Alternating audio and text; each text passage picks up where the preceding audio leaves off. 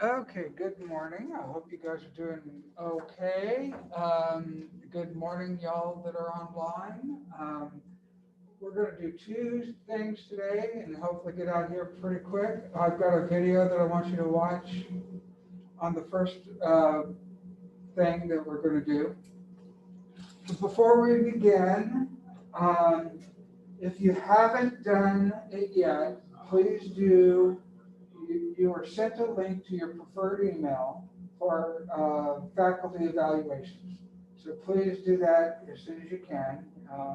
We're getting emails left and right saying make sure your students get it done.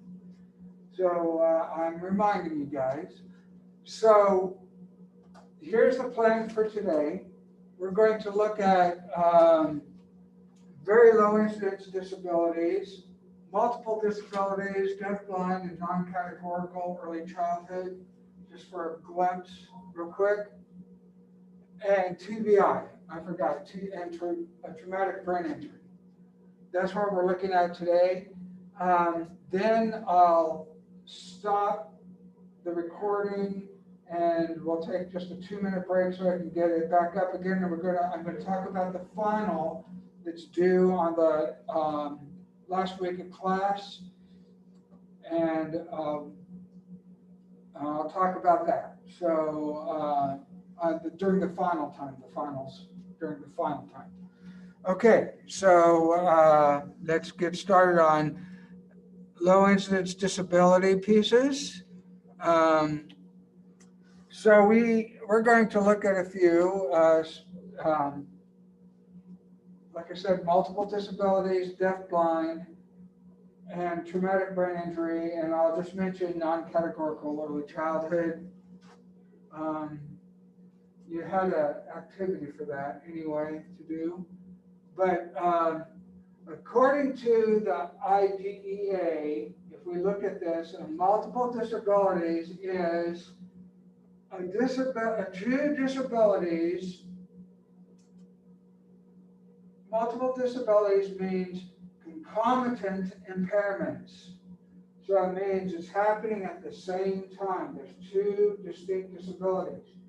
And you really can't separate the two disabilities as being one is more impactful than the other. You can, with like autism, a lot of times you can see autism and then speech as being two distinct different things. But and we'll talk about it some more. Such as intellectual disabilities or blindness, or intellectual disability and orthopedic impairment. And it says the combination of those two disabilities are so severe that they cannot be accommodated in special education programs only on the one disability category.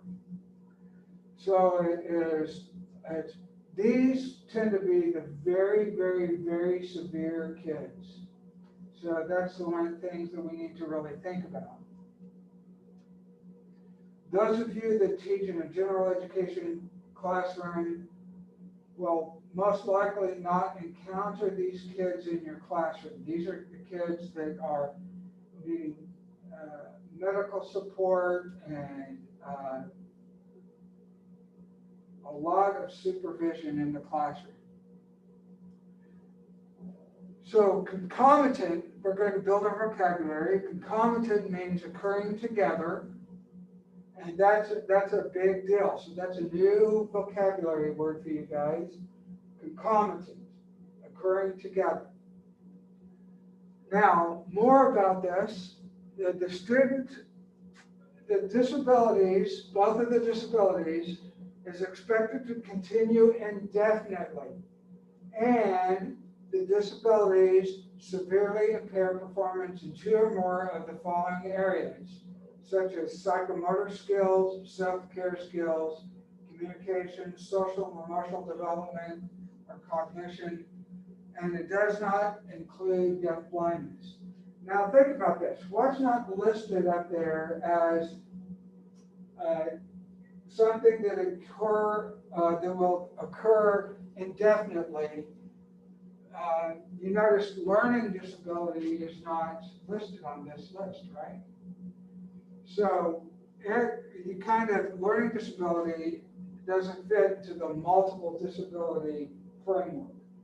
Because a lot of times, if you accommodate appropriately, a learning disability is not impactful for a student significantly like these disabilities. So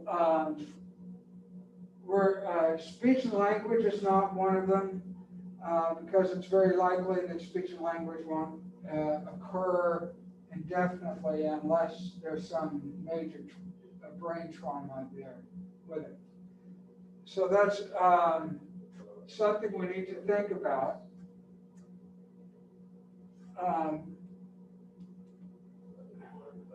So psychomotor skills, self-care skills, communication, social emotional development, or cognition. So we're going to watch a video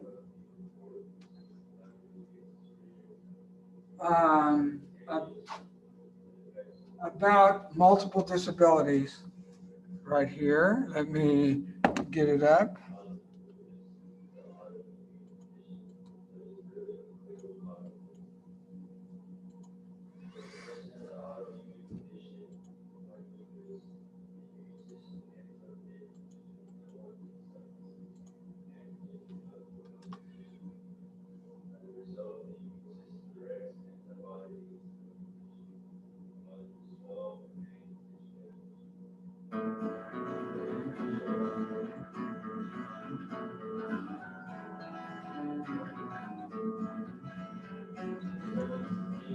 MD is multiple disabilities.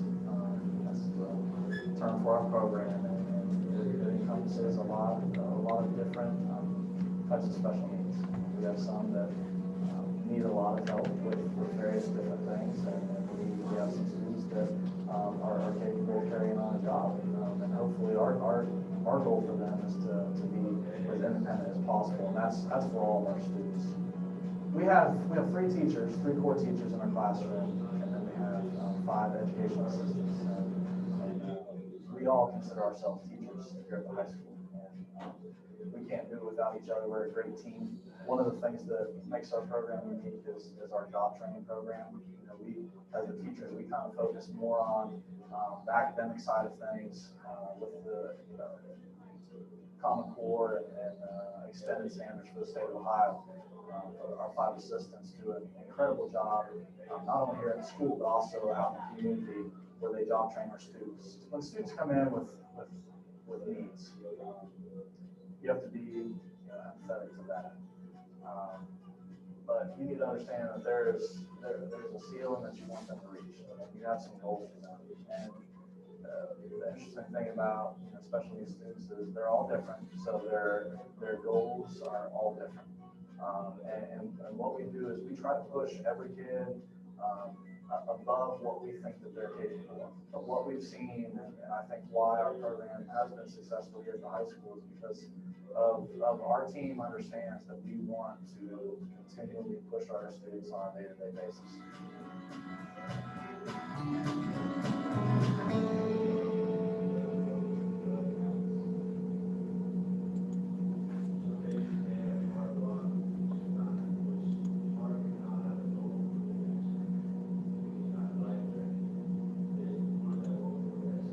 So that was just a real quick one, showing a classroom in a high school that really teaches life skills. They have like a canteen kind of a thing that you can buy snacks and stuff from, but teaching them money skills, communication skills, a lot of functional life activities. Somebody was responsible for ordering the stock. Somebody's responsible for putting the stock out. Somebody is selling the stock, the materials, etc. So that's multiple disabilities. We'll also watch another video in just a bit that is adapted PE classroom with kids with significant impairments. So we'll look at that too in just a bit. All right, so that's multiple disabilities. Deaf-blind means a concomitant hearing and visual impairment with a combination of which causes such severe communication and other developmental and educational needs that they cannot be accommodated in special education programs solely for children with deafness. So they meet the requirements for auditory impairment and visual impairment. This is very different than Helen Keller. Helen Keller had an illness that caused her blindness and her deafness, but she was normally developing before that. And she's very, very smart. A lot of times the kids that are deaf-blind are very significantly impaired. And so this is a very significant disability category for individuals. So we're going to meet some students here.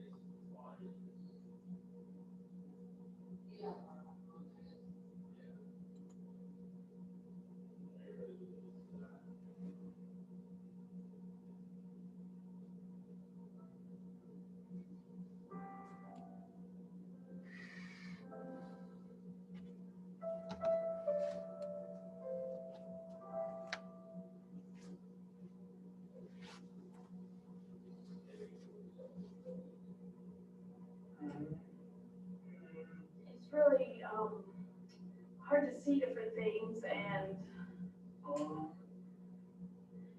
really hard to communicate. And it's really just not a good feeling for me because I can't communicate. I can't hear high pitched sounds, so I can't differ between F, B, like and something like that. But I was very shy. I mean, I was isolated because I didn't know how to talk to anybody. I didn't have language, word speech, or anything like that at all. It happened in elementary school around 4th grade. Everyone knew that I had Usher syndrome and had difficulty seeing, but other than picking on me and teasing me, they didn't want to interact with me, which left me feeling depressed. I had some issues getting accommodations for a geometry class since I need tactile diagrams.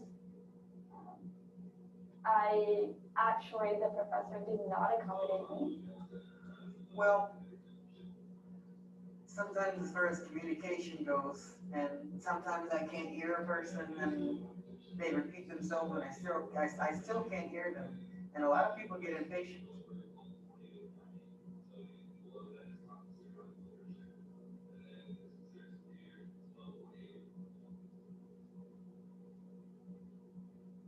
And I want you to write on these boards. I want you to write on these boards. And I want you to write down what fear you have. I want you to tell your interpreter, or you write it down, what are your fears? What barriers that's holding you back? Okay?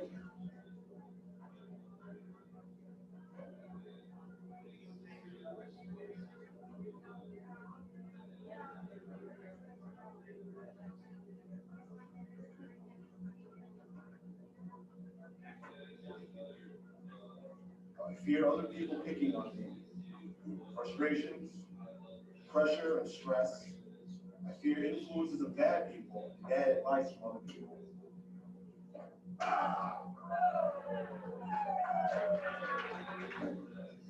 Technology, the dark, being totally blind, and not being able to see at all.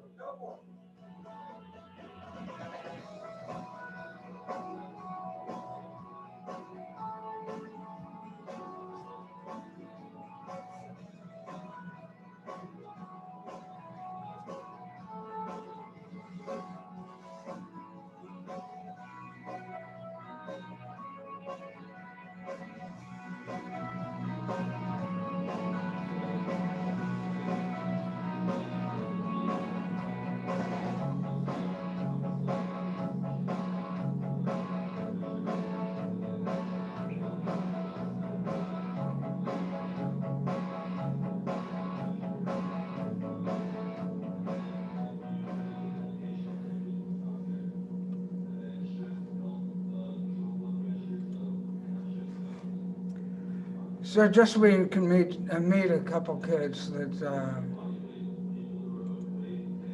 it's kind of neat to see that the gentleman that was being the speaker, he was deafblind, and so he was trying to help out the kids to see that you could do more. So that's, deafblind is a very specialized category. It's maybe 0.01% of the population, so you're going to rarely encounter those kids in school, and most likely won't be in a general ed classroom. They'll be in a special education life skills classroom. Now, non-categorical early childhood in Texas is the developmental disability category. It's between the ages of 3 to 5, and they are evaluated as having either an intellectual disability, an emotional disturbance, or a specific learning disability, or autism, but they don't have a firm diagnosis yet. And it's, we think that they have this, they have most of the characteristics, but we need more information. So we give them the code NCEC. They're provided specially designed instruction from ages 3 to 5. And then by the time they're 6 years old, they have to have a firm diagnosis. And so that's a very important piece of that is by 6, they have to have that firm diagnosis. Most states go up to age 9. Texas stops at age 5. So we have another video.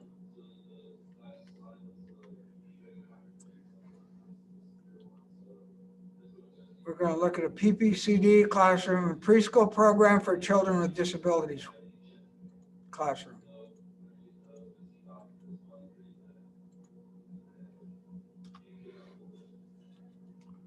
right, so today we're going to just do a virtual tour of the classroom so you can see what it's all like. And then in the upcoming weeks, you will see each individual learning center and competency centers. We're going to start with the first and go through the day as needed. We get through this tour, and then they have the way in the touch. And we actually should take space by putting cardboard under we can, and just have to come up with a space. It looks pretty, but it is very functional. And then they can and then following that, one side it is in the morning and one side in the afternoon. So we just flip it so which side they need to work from. And what they do is they take chalk and they draw a line from their picture to their job, and they each have a rival job. And I'll go through those in a later post. But what they are is one of them dresses a local fair, one of them does weather, one of them gets their snack water ready, one of them waters plants, feeds the fish, does the attendance helping, and they just do those jobs right as they walk into the classroom. And then following that, they come over here and they get to look and see what centers or options to play at. We do 20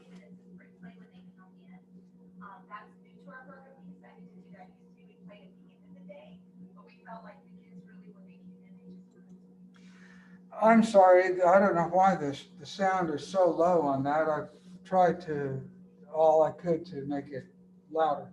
So, but this is, you can see how structured a preschool program for children with disabilities is. They have all the visual schedules, the enter and exit rooms. The room is really structured very much. These kids are usually very severe also. And so they're going to be receiving a lot of special education services in that classroom. So we'll move on.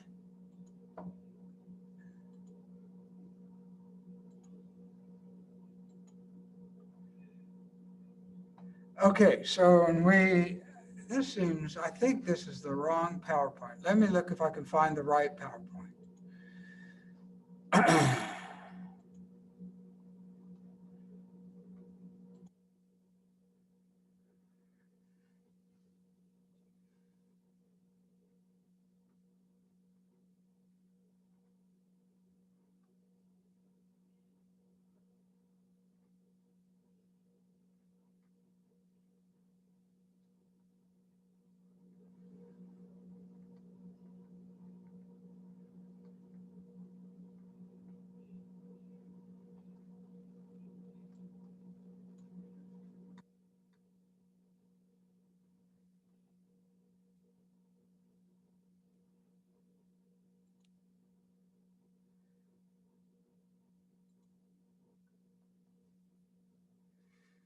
That's not the one.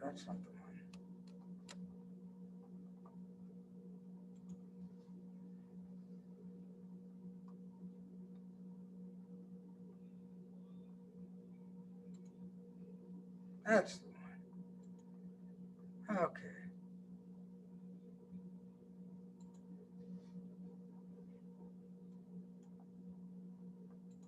Oh, it's open.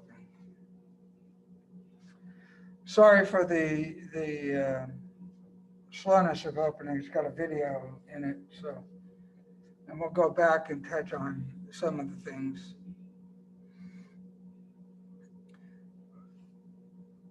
You can tell when you call them lids, it becomes interesting. Okay, so here we go.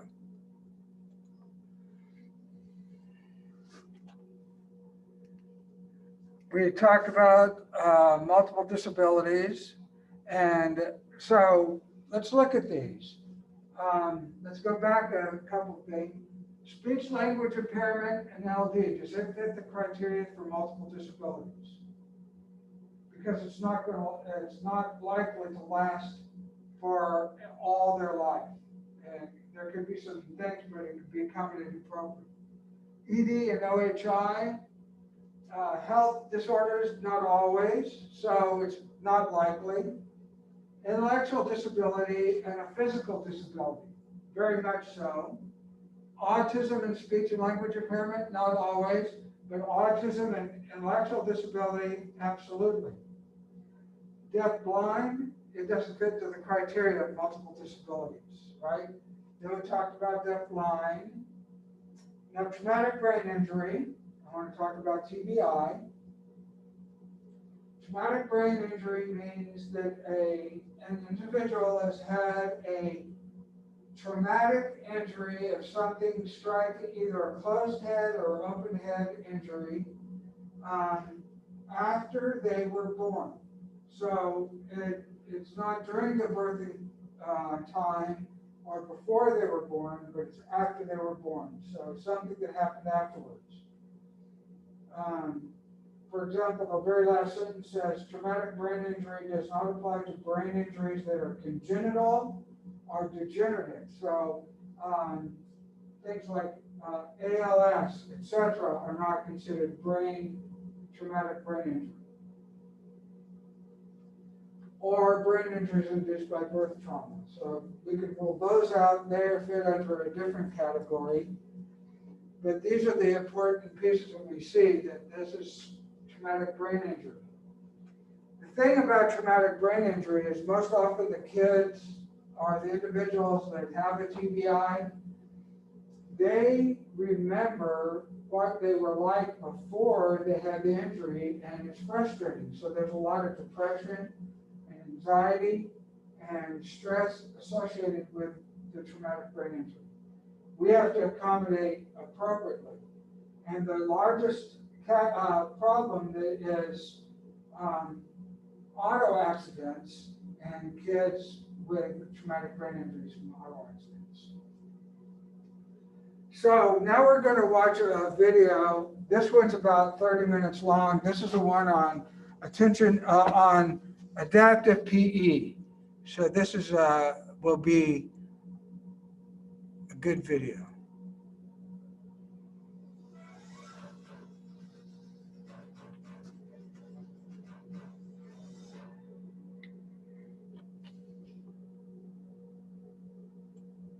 Hi, it's Thursday morning and it's day 3 at Hoover Elementary here in Cedar Rapids, Iowa, which means it's time for adaptive physical education. My name is Ann Griffin and I'm an adaptive physical education consultant with Grantwood Area Education Agency. And I've been working in partnership here at Hoover for 15 years with physical education teacher here, Tom Beach, better known as BMO. So you'll see us flitting around the gym. We have 15 years worth of collective wisdom and toys to show you, and we're hoping that this gives you some ideas for how to work with kids. We know that working with kids with severe disabilities in physical education is a giant challenge. We have a lot of solutions that we'd like you to see, and we're going to show you some cool toys.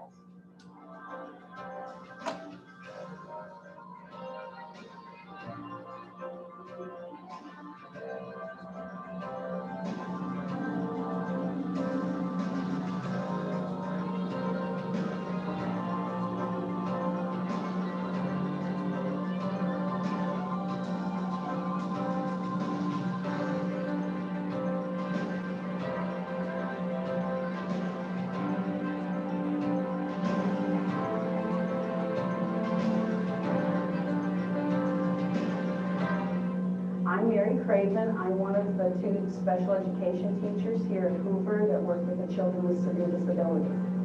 We've been working here at Hoover for about 15 years, and we started this adaptive PE program in collaboration with our special education classroom teachers and their paraeducators, and our physical education teacher, Tom Beamish, and adaptive phys ed consultant from Grantwood ADA. We also have lots of information from our physical therapists and our occupational therapists, our speech-language pathologists, so this is definitely a collaborative effort. Not the least of which is the help and assistance of our kids without disabilities in the building and our kids with disabilities. They've all given us wonderful ideas. Back in 1987, another teacher and I moved our classrooms here to Hoover. Our children have severe disabilities, and it was the first time any classrooms like this have been out in a public school here in Cedar Rapids. When we started this program a long time ago, we weren't really sure what we should be doing. And we started with a pretty therapeutic model, and that we had specific exercises we wanted kids to do. And it was a lot of work and not really all that much fun for kids.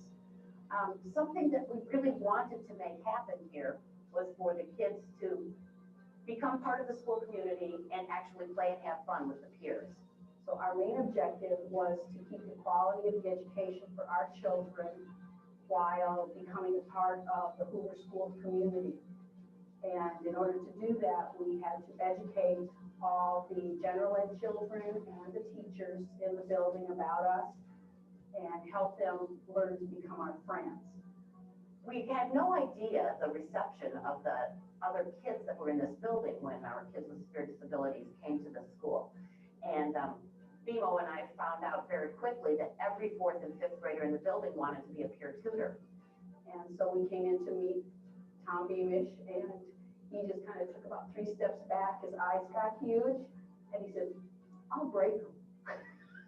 And then Ann came along and helped him learn all about us. And so we were trying to teach those peer tutors every 3 weeks, each kid's routine. And we started driving ourselves crazy with that. And finally, one day, in desperation, we looked at each other and said, "What do we need to do? Draw these kids a picture?" And that was the light bulb that started us into photos. So what we did was actually come up with a book, a binder that was recycled from somewhere with each kid's name on it, and then we put photographs of each of the kids' activities in that book. So as peers came into the gym, they could look and see, oh, Harley does this or this or this, and then I have some choices.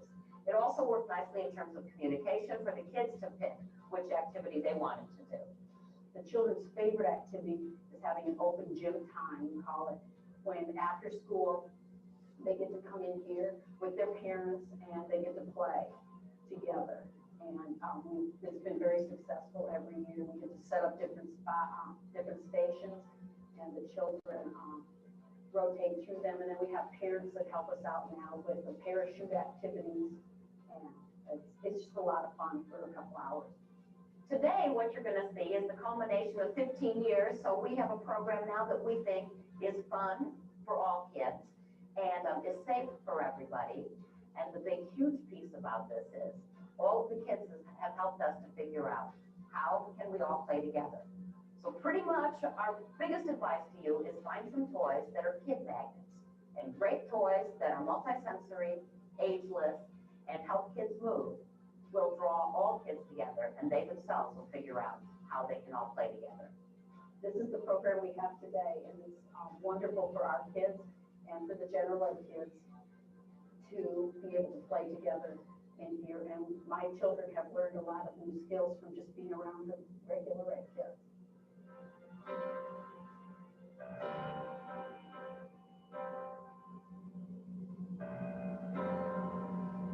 From a scheduling standpoint, if you're working on a program for kids with severe disabilities, we have a couple of points for you. One, if you've got 2 classes, it helps a whole lot to schedule those classes back to back. One, it facilitates your support personnel coming in. Secondly, it really helps with your setup and takedown time. So you don't have to set it up, take it down, set it up, take it down, because we are a rather equipment-intensive program. Also, it helps a lot to schedule these classes when the kids are here, and transportation is always a problem, so check your busing schedules ahead of time. And if you've got a free period either before or after, that's also very beneficial. In terms of equipment, as I said, this is an equipment-intensive program, and the beautiful benefit that we have here at Hoover Elementary is we've amassed some awesome toys over the 15 years that we've been working at this. So we're going to show you a few of the toys and give you some of our big guidelines in selecting toys. First point in working with these guys and toys is to giant size for success. So you'll see we have a big giant red ball to play catch with, which works lots easier and is lots better in terms of success. Or we have a Balzac ball, which covers a balloon, so it's a big ball and lightweight, and again, facilitates success for kids. We also work in terms of, we found that toys that are multisensory and kind of ageless. So if you go to Toys R Us looking at toys and they give you the age range, if the toys say 3 to 103, those are the sorts of toys that we found work very nicely in our program. So we have, let me show you a few things. We multisensory things in terms of a bowling pin just with bells around the collar. We have things that you might find in the garden department, which this is a motion detector frog. And so when kids move in front of this frog, he croaks and lets them know that they've moved. We have bears that when you hold them and squeeze, because some of our kids are working on grass,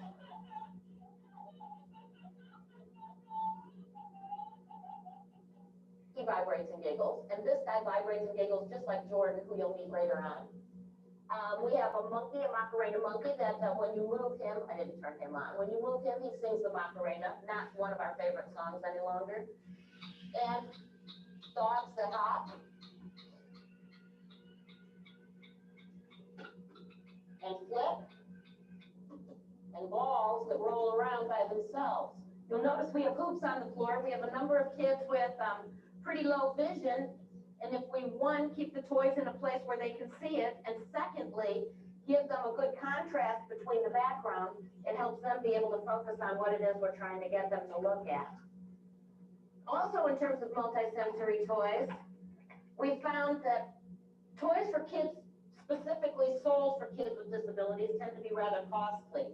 And we have found that our Petco or Paws and Claws with multisensory squeeze toys are very reasonable. Also, they're washable and they're very durable. So we have a whole bunch of toys that we get from our Petco that are pretty reasonable and work beautifully. We also have a spider wall.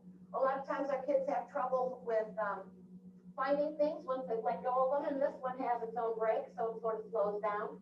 Plus, if we've got kids that are into strings, and we have one guy who really is, this is definitely a ticket for him. So we try to go with what do the kids like and build on that. Also, from a multisensory standpoint, you'll see these throughout the show. These are lights that go with the beat of music. So music for your eyes, and if we ever did anything in the gym without our music on, we would be in big trouble. We have very definite musical tastes, from Who Let the Dogs Out to country western to sock hop music. Sometimes we get a little tired of that, but we definitely have our own preferences. Also, in terms of giant size, we have the BMO, which also happens to be the name of our physical education teacher, a big, huge, giant whoosh ring. So these fly like frisbees, and the whoosh ring really goes. Another thing with kids with pretty severe disabilities is we have to figure out ways to help facilitate their movement. So if they can't move themselves, we try to put them on wheels or figure out ways that they can be on wheels and move.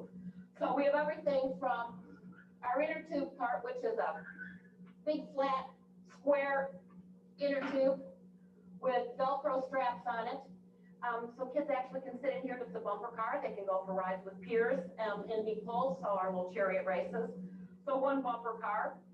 We have kids when they come in who maybe can't walk to do laps, so they might be doing laps holding onto a ski tow rope and being pulled around the gym in their wheelchairs.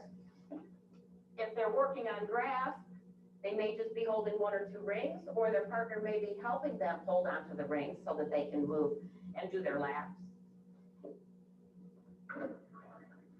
We have various and sundry scooters. This is one of our favorites, a roller racer, that some of our kids can use independently, and some of them have to get on with peers. This one is nice because once your feet are up, you drive it just with your hand motions. Another one of our brainchilds is a long scooter with a back jack or a floor video chair, which is just gymnastic taped onto the scooter. This gives our kids who cannot sit independently enough support so that they can sit on the scooter and ride and hold on to a ski tow rope or rings. And a peer could even sit behind them toboggan fashion and help them move around. One of our favorite units is roller skating. Everybody thought we were pretty crazy trying to do that with this population. But if our kids can't stand, we put skates on them and they can wheel in their chairs with wheels on.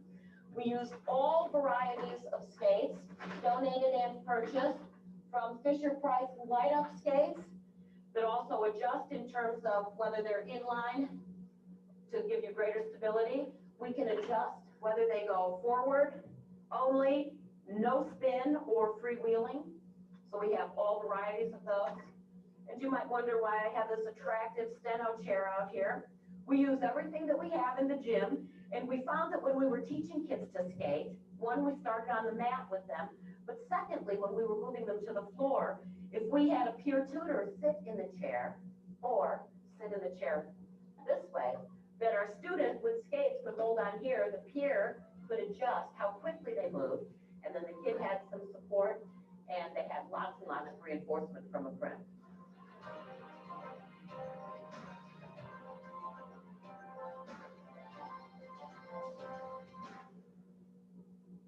We come to the gym with our peers who pick us up in our classroom.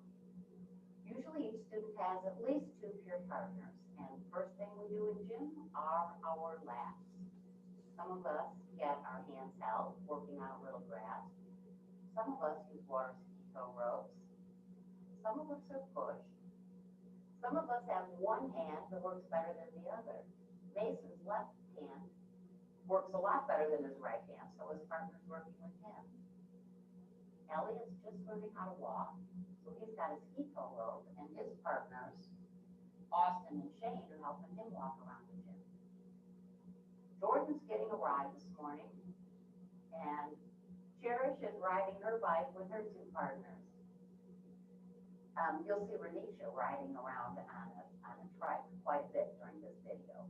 Renisha's kind of new to Hoover, and we've been working quite a bit on her being in control in the gym. So the bike activity is a wonderful activity for Renisha. It keeps her going and it keeps her on task. It also helps keep her under control because her feet are Velcro to the pedals, and you'll notice that she also has a headset on, and that's to keep her calm. Tell me about Renisha. It's good that she has. If she doesn't have the headphones on, then she'll, she rips off her seatbelt, touches her tongue. And it looks a little weird, doesn't she? All right, she's doing an excellent job, though, isn't she? Thanks. Another way that we warm up is just getting kids kind of interested in moving. And Melissa loves to be flipped upside down. And once she's been flipped upside down enough, it kind of stimulates her vestibular system, so she's ready to play too. The air pogo was one of our very fun equipment finds. For one thing, we try to purchase equipment for Hoover School that all kids can play with. Now, we have lots of kids at Hoover who are not very good on pogo sticks. So having a pogo stick that actually hangs is wonderful. We use it in adapted PE for kids to get a feel of bouncing while they're sitting or standing and keeping their balance. So the air pogo works for all kids in all units. And you'll see many of the equipment pieces that we've shown you in our adapted PE class in our general physical education classes as well. Okay, ready? Stand. Beautiful. Step. Super. Step. Step. Step. Step. Step. Nope, it should be okay. Now we want his hands up about here. So put your hands on his hands. Step.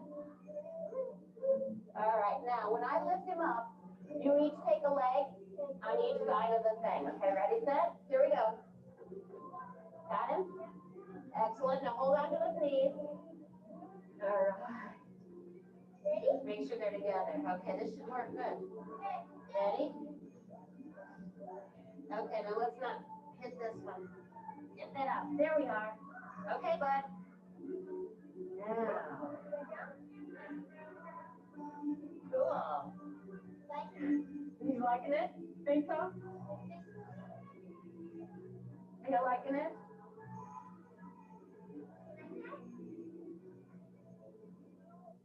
Cherish hates to have her feet off of the ground, and she's playing on the air pogo now. That's a pretty scary thing for Cherish to do.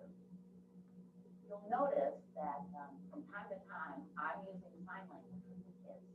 Here, Cherish is using some sign, or I'm using some sign language with Cherish so that she can let me know whether she is done with the activity, or whether she wants to do it again, or whether she wants more. These are things that the classroom teachers help us include in the program.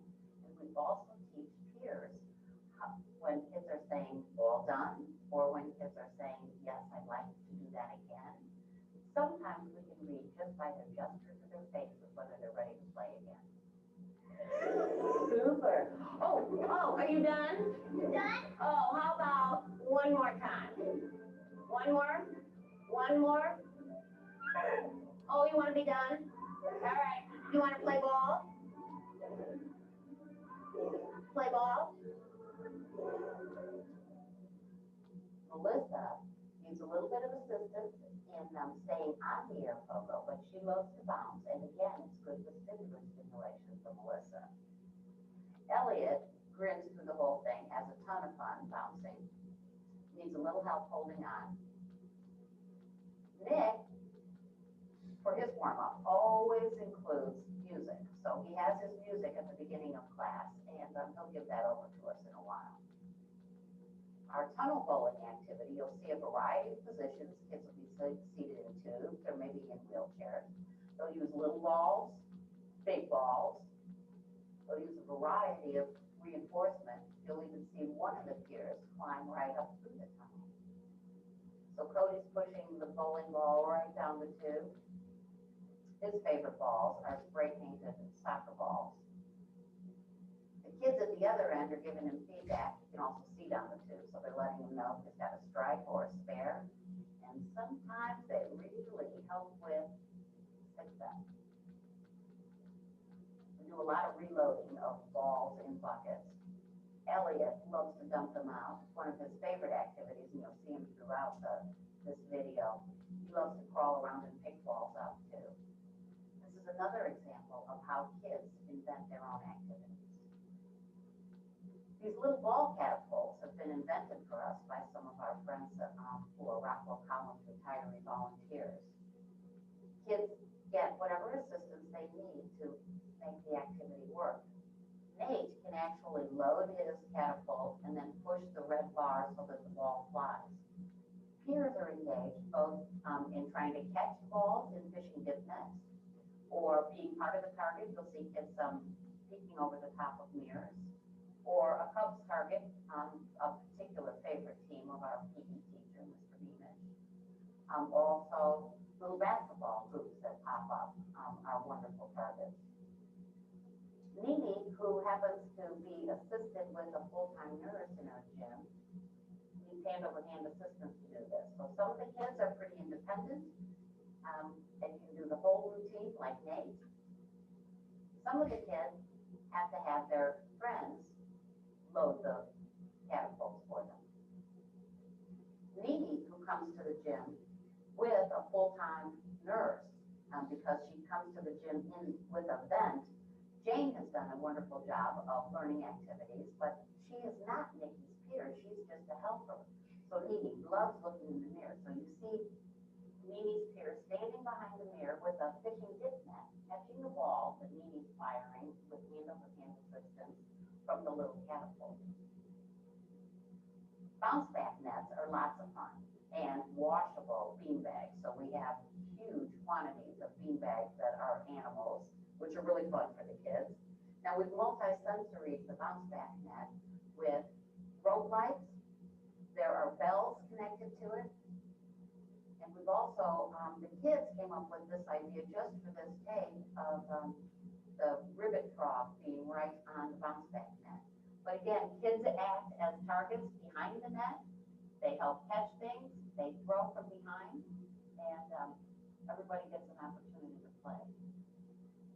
There's the frog, and he croaks every time a beanbag flies in front of him too. So you get the lights moving from the music, the frog croaking, and the bells ringing.